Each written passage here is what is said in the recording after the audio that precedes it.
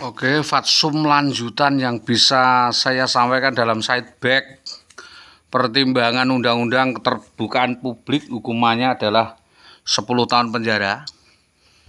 Merujuk pada Undang-Undang 25 tahun 2009 tentang pelayanan publik, saya sampaikan dua fatsum. Pertama adalah prematurnya pertimbangan kedinasan dalam rangka memberi rekomendasi gugat cerai bermasalah kriminal yang dilakukan oleh Saudari Indah Wahyu Widiawati binti Jamari melawan Sholihul Hadi binti Haji Abdul Hanan.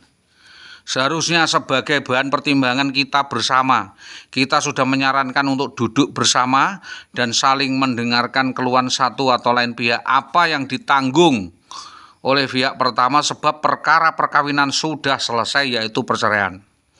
Otomatis tidak ada boleh saling menyandra dan saling menuntut atau mutatis mutandis. Artinya saling menyandra adalah antara satu dengan yang lain berkaitan, maka tidak boleh ada draft tertentu atau tuntutan tertentu bila suami mencukupi atau tidak mencukupi, menutupi atau tidak menutupi, ataupun sebaliknya, sehingga Dinas Pendidikan Kabupaten Pati, Dinas Pendidikan Kecamatan Tambak Romo, dan SD-SD terkait kita sampaikan hingga dengan saat ini belum mempertanggungjawabkan administratif yang dibilang itu tidak begitu mudah melakukan intervensi, sebab problem rumah tangga itu kompleks dan tidak dapat dibandingkan antara satu keluarga dengan satu lainnya. Pertimbangan secara mutatis mutandis yang saya sampaikan tertulis di pengadilan yang lalu, yang saya sampaikan kepada kejaksaan dan saya tembuskan kepada Lidik 3 Polres Pati tentang penyerobotan dan penggelapan alas insentif gaji sesuai terhitung dalam nomenklatur, harusnya dipertanggungjawabkan secara kemanusiaan oleh Indah Wahyu Widiawati. Hal ini adalah merupakan rambu-rambu dan bentuk koordinasi yang akan mengandung konsekuensi hukum, logis atau tuntutan hukum selanjutnya. Seharusnya Saudara Sutopo dan Kepala Dinas, Kepala Sekolah tidak serta-merta melimpahkan begitu cepat sebagai bahan pertimbangan khusus dari atasan langsung menimbang mengingat ada sesuatu yang urgen yang harus didiskusikan dan dapat meminta keterangan kepada para pihak dari yang bersangkutan atau pihak lain yang dipandang dapat memberikan keterangan yang meyakinkan dan menjadi dasar hukum atas proses kepolisian, kejaksaan maupun kedinasan. Selanjutnya, bahwa pada pejabat ini seharusnya dapat memanggil baik-baik secara patut atau kirim kurir secara pribadi dan memastikan apakah undang-undangan tersebut sampai atau tidak kepada yang bersangkutan. Akan tetapi hal ini diabaikan dan disinyalir ada rekayasa tertentu atau kriminalisasi, pembatalan dan pembunuhan karakter atau mengada-ada hoak yang dikirimkan oleh Saudari Indah Wahyu Widiawati, mengingat pejabat adalah abdi negara, bukan abdi Indah, maka akan tercermin suatu perilaku terpuji mulia, tindakan ketaatan kepada hukum, ketaatan kepada norma etika sosial, sehingga perundang-undangan berlaku karena PNS seharusnya ditunjang oleh pengetahuan manajemen etika yang tinggi dan ketaatan pada hukum, agar keluarga serasi harmonis dalam hubungan timbal balik tidak diganggu oleh pihak ketiga, sehingga patut diduga Saudara Indah Wahyu Widiawati salah pergaulan dan melakukan perselingkuhan dengan rekan sejawat ataupun atasannya. Mohon untuk diteliti jika pergaulan kerja di Tambak Romo ini menunjukkan tidak membina dan memberi keteladanan yang baik. Opsi selanjutnya, jika pasangan diduga mengalami sakit atau cacat badan atau cacat non-fisik, bukannya dibiarkan atau diterlantarkan, dibully, didoxing, dan dibunuh, tetapi seharusnya secara norma ditolong, dibantu, dijenguk, sesuai akal sehat, norma etika, agama maupun Pancasila dan undang-undang. Opsi selanjutnya, jika pasangan cacat badan, disable sebagai maksud pasal A, tidak bisa menjalankan kewajiban, maka sebagai istri menolong dan menyelesaikan hal itu semampunya, bukan meninggalkan tempat dan mempersekusi seolah suaminya gila, ya, dicancang di kandang kambing dan mertua sakit-sakitan di atas tempat tidur, sebagaimana keterangan Saudara Indah Wahyu Widiawati di kepolisian, bahwa keterangan itu tidak benar, melainkan Saudara Sholihul Hadi telah difitnah sehingga pekerjaannya hancur semua. dan ibu terpaksa ikut kepada adiknya yang lebih merawat. Yang bersangkutan juga dianggap menderita jasmani dan rohani yang seharusnya dapat dibuktikan secara dokter dan kepolisian dan dapat ditahan dan tidak disarankan untuk bercerai jika punya etika. Sedemikian rupa tidak stabil, tidak dapat menjalankan kewajibannya karena ekonomi dan kewajiban yang lainnya karena urusan polisi.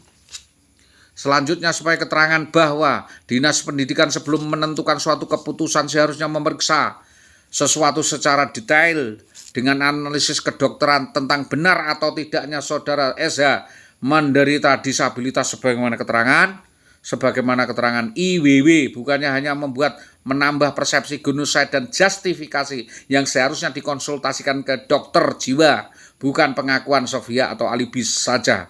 Ini kembali adalah pembunuhan karakter dan ini akan menjadi tuntutan karena lebih merupakan sabotase keterangan, rekayasa kebohongan karambol sistematis, atau justru menjebak membuat orang waras menjadi tidak berdaya apa-apa.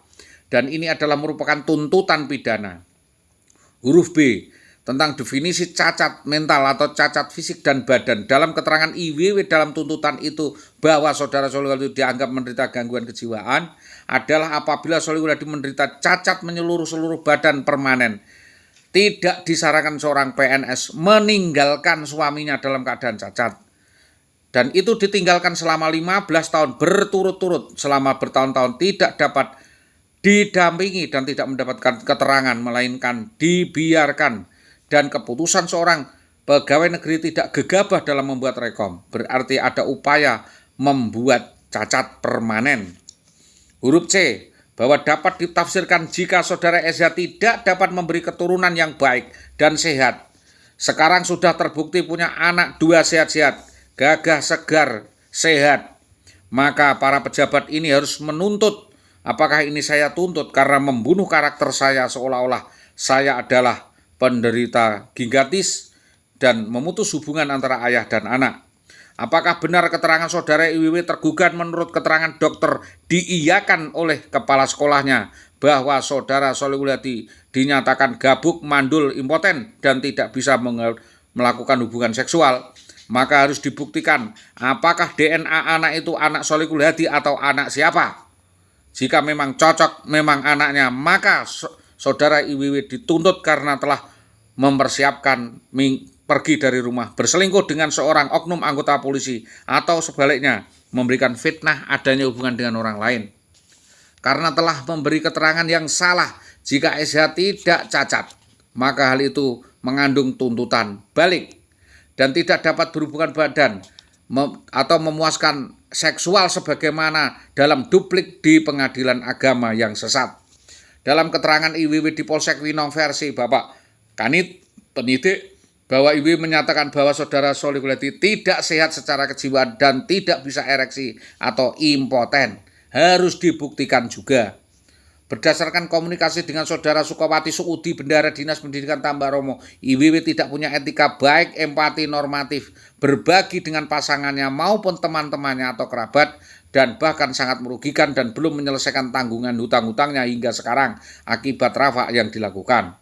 Selanjutnya bahwa PNS atas nama Endah Widiawati, PNS wanita yang melanggar ketentuan di atas, sebagaimana saya sampaikan, Pasal 4 ayat 2 dijatuhi hukuman disiplin berat, dipecat, diberhentikan tidak dengan hormat sebagai PNS atau diberhentikan dan setelah itu mendapatkan tuntutan pidana dan masuk penjara. Pasal 15, 238, 234, 3 bahwa aturan atasan hierarkis yang sudah telah melakukan keputusan yang salah atau membuat keputusan jabatan yang ceroboh melanggar ketentuan pasal 5 ayat 7 dan pejabat itu melanggar ketentuan pasal 12 ayat 1 dijatuhi salah satu hukuman disiplin berat juga berdasarkan peraturan pemerintah nomor 20 tahun 1980 Jungto 45 2010 tentang peraturan disiplin PNS. Jungto pasal 15 PNS yang melanggar salah satu atau lebih kewajiban pada ketentuan pasal 2 ayat 1, pasal 2 ayat 2 dan pasal 3 ayat 1. Pasal 4 ayat 1, pasal 14, seorang PNS yang dalam rumah tangga keluar dari rumah dan hidup bersama kumpul kebut dengan laki-laki lain yang bukan suaminya padahal belum bercerai dinyatakan bercerai oleh pengadilan. atau dengan pria lain yang jelas bukan suaminya tanpa ada keterangan dari lingkungan dan pejabat dapat dikategorikan gendahan atau gendaan, kawin siri, kumpul kebo, hidup tanpa ikatan, sah di atas ikatan perkawinan yang sah, atau meremehkan nasihat lembaga perkawinan. Dengan konsekuensi hal ini dapat dikategorikan overspel, overmach, dan hal ini diketahui masyarakat maupun kepolisian. Pasal 14, tidak melaporkan mutatis mutandis atau mutasi perceraiannya dalam jangka selambat-lambatnya 1 bulan terhitung mulai terjadinya putusan cerai, atau tidak melaporkan perkawinan selanjutnya kedua ketiga dalam waktu paling tidak 1 tahun, dapat dijatuhi salah satu hukuman disiplin berat berdasarkan PP nomor 30 tahun 1980 PPNS, pasal 16 Fait mutatis mutandis pegawai negeri sipil PNS yang menolak ketentuan pembagian gaji sesuai ketentuan pasal 8 dapat dijatuhi salah satu hukuman disiplin berat berdasarkan PP nomor 30 1980 tentang disiplin PNS untuk dapat diteruskan kepada BKD Inspektorat Bupati Pati untuk memberikan sanksi selanjutnya. Bahwa sebagai landasan ideal berpikir, dasar bertindak dalam PP Pemerintah nomor 10/1983 Jungto PP 45 2010 mengenai ukuran hidup bersama dapat dilimitasi batasan yang jelas, ditegaskan bahwa PNS melakukan hidup bersama tanpa aturan atau kawin lari, kawin gendah, kawin kontrak, perselingkuhan, hidup di luar perkawinan yang sah padahal masih punya suami sah, sengaja hidup tanpa aturan, agama yang jelas tanpa alasan yang jelas, memilih hidup bersama, kumpul kebo dengan orang lain. Bahwa pegawai negeri sipil sebagaimana disebutkan sah dengan sengaja melakukan tidur bersama, hidup bersama, gendaan dengan orang lain, dapat dijatuhi salah satu hukuman disiplin berat PP nomor 30 1980 pasal 4 ayat 2. Ketentuan ini mengandung pengertian bahwa terbukti saudara secara sah IWW tersebut ternyata hidup kumpul kebo dengan Bribka Bambang Permati dan atau yang lainnya dalam ketentuan di rumah Bambang Permati, tidak bisa mengelak karena saudara BBPM sudah terbukti dilakukan penyelidikan kepolisian telah melakukan perselingkuhan dengan IWW, yaitu keputusan dari Propam di sidang dan mendapatkan hukuman yuridis 5 tahun demosi. Bahwa selama masih berstatus sebagai istri sah, yaitu mulai 2010 sampai 2016 IWW memiliki kewajiban untuk memberikan sebagian alas hak insentif itu secara terus-menerus dan tidak melanggar perbuatan itu lagi atau mengulangi perbuatan itu dengan bangga tanpa ada perasaan bersalah atau kembali melakukan kesalahan yang sama.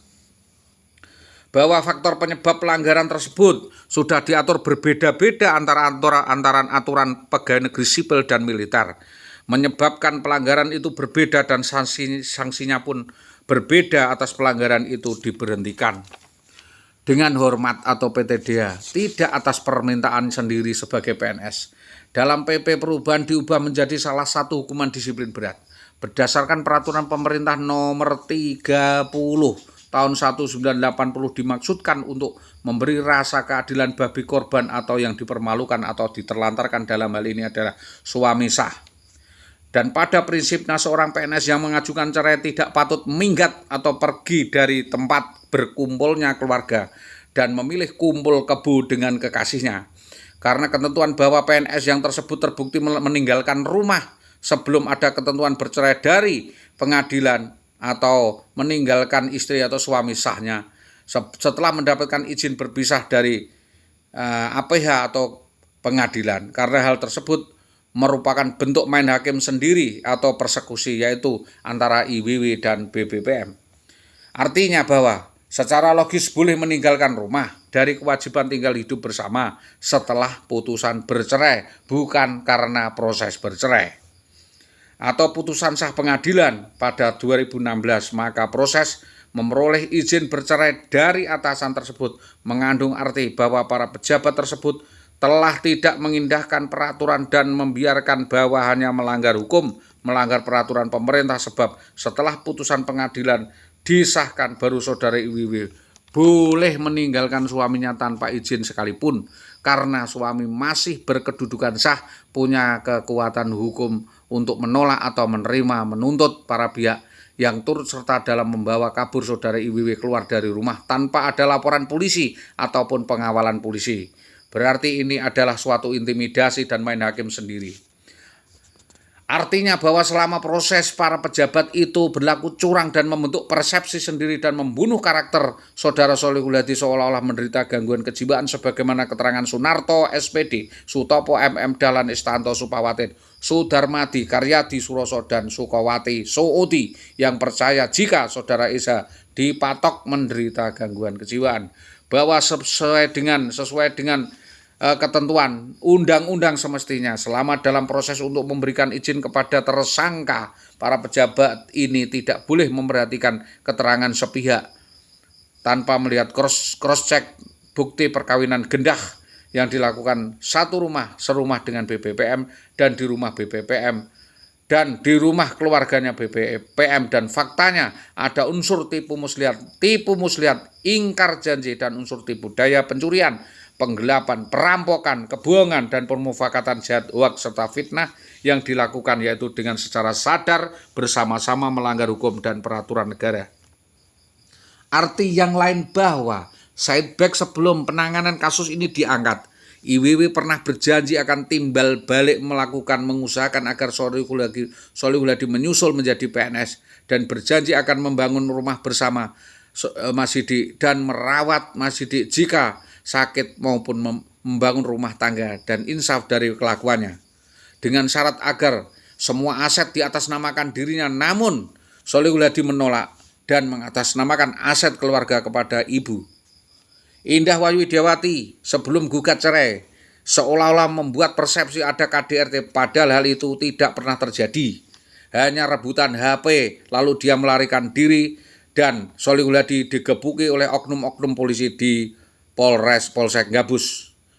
Dan ini sudah saya laporkan Mabes Polri dan kepolisian, polisi 13 oknum polisi dipecat semua dan dipindah semua dari Polres Pati karena telah melakukan penganiayaan kepada Sholihul Hadi.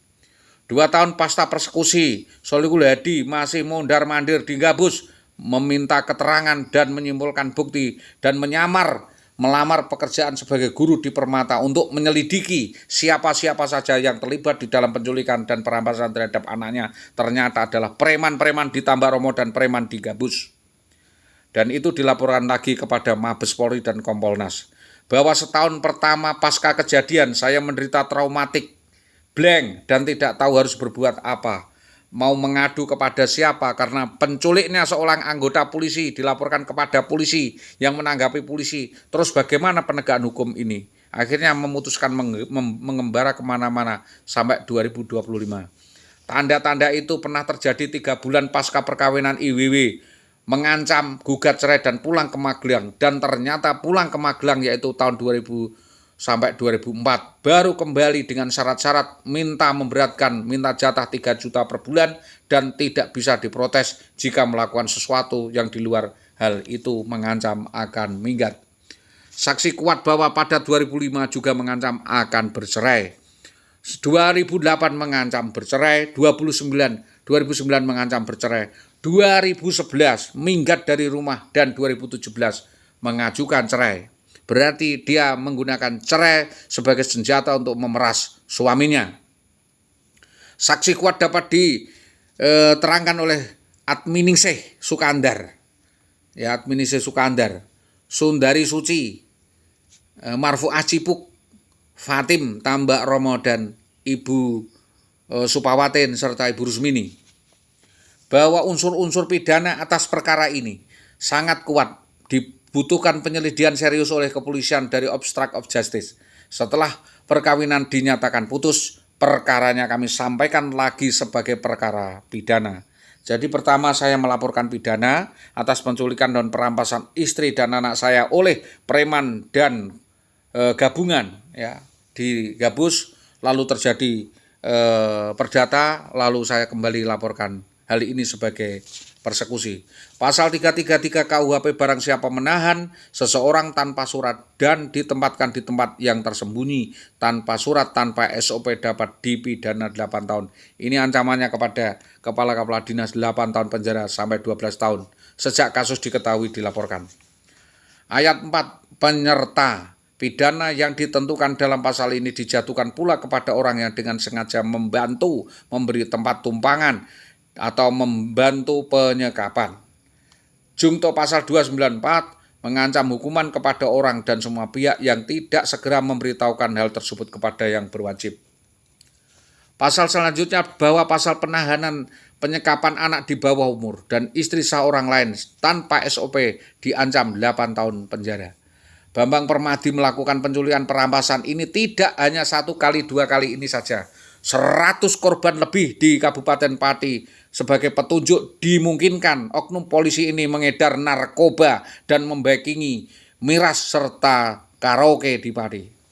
Sehingga saya secara 15 tahun ini bukti sangat kuat saya sampaikan kepada Mabes Polri, Polda Jawa Tengah dan Polresta Pati untuk melakukan pendalaman.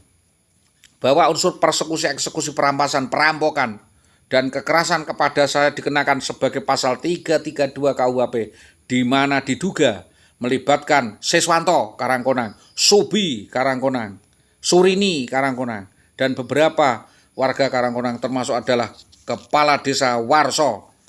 Jadi sebelum kejadian itu saya diancam oleh Warso, diancam oleh Surini, Seswanto, dan Subi. Nanti akan ada kasus polisi. Berarti sudah ada perekayasa di Desa Karangkonang yang dilakukan oleh kami tua Subi. Tolong untuk dipanggil dan dimintai keterangan. Sebab malam itu yang bawa lari TKP membawa Avanza Krem, membawa APV dan beberapa mobil lain. Yang satu membawa anak saya terlebih dulu terpisah dari saya. Lalu saudara Indah dibawa dan saya juga diputer-puter dibawa ke Pati. Jadi 3 mobil dipisah. Sedangkan saya pada minggu berikutnya baru dilepaskan. Saya dipersekusi, diintimidasi, difoto-foto, serta ditempeleng, dipelorotkan celana saya, semuanya diambil, tas diambil, HP diambil, Nokia diambil. Ini jelas pengancaman kepada orang-orang yang baik yang melakukan perbuatan itu. Justru seorang oknum anggota polisi dari kejahatan itu setelah diketahui pelakunya adalah Nur Kliwon, Tari, Sri Tomo, Tambak Romo, Supawatin yang adalah keluarga dari Bambang Permadi. Selanjutnya, kasus penculikan, perampasan, membawa kabur, menampung wanita berperkara, berpidana, maka mendapatkan ekspektasi tambahan akan dugaan-dugaan pekerjaan lainnya. Yang kedua, dengan ancaman penjara 4 tahun barang siapa yang dengan sengaja memudahkan, memfasilitasi suatu kejahatan di dalam perkawinan. Kita arahkan kepada saudara Jario. Selanjutnya bahwa atasan yang mencabuli bawahannya dapat permasalahan baru, yaitu terindikasi PNS-PNS tersebut adalah satu menempatkan kos di Tambak Romo. Itu siapa? Seolah-olah saya dipreteli untuk diselidiki otak dalangnya dan itu tidak sendirian. Yang kedua, perbuatan dugaan mesum yang dilakukan IWW dengan banyak pengaruh karena kekuasaan jabatan kepala sekolah, gratifikasi sek pengawas, kepala dinas serta rekan sejawat untuk diungkap adanya pembiaran perbuatan mesum itu yang berlarut-larut sehingga berdampak kepada rusaknya dinas pendidikan. Saat ini terindikasi dengan Purwanto dan Jario. Yang ketiga adalah unsur upaya tipu daya tipu muslihat kepada suaminya yang membuat orang waras yang ditipu daya sampai linglung, stres, bingung, ditelantarkan hingga 15 tahun yang diduga akibat aroma tidak sedap yang dilakukan oleh Indah Wayu Widiawati bersama-sama dengan Dinas Pendidikan Tambak Romo dan atasannya membiarkannya. Pada kesimpulannya, saya memohon kepada yang terhormat Bapak Kapolresta Pati, Bapak Kapolda Jawa Tengah, Bapak Kapolri, dan Bapak Presiden yang baru, Bapak Prabowo, untuk membantu membongkar jaringan sindikat mafia perampasan, penculikan, persekusi, penyekapan anak saya dan istri saya secara sistematis tersebut. Sebab ini adalah jaringan sindikat nasional, premanisme, dengan asumsi jika apa yang saya sampaikan ini bersalah, saya siap untuk dihukum.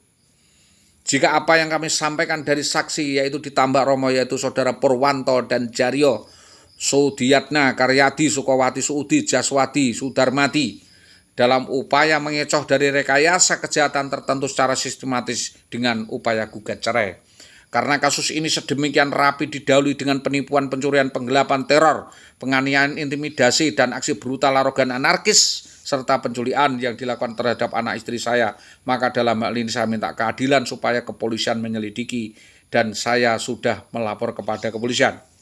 Terkait aksi mesum yang dilakukan para guru, ya, Yang terlibat adalah istri saya, adalah saksinya Supawatin, mengetahui Dahlan Istanto tersangka, Sunarto tersangka, Sudarmadi tersangka, Sutopo MM tersangka.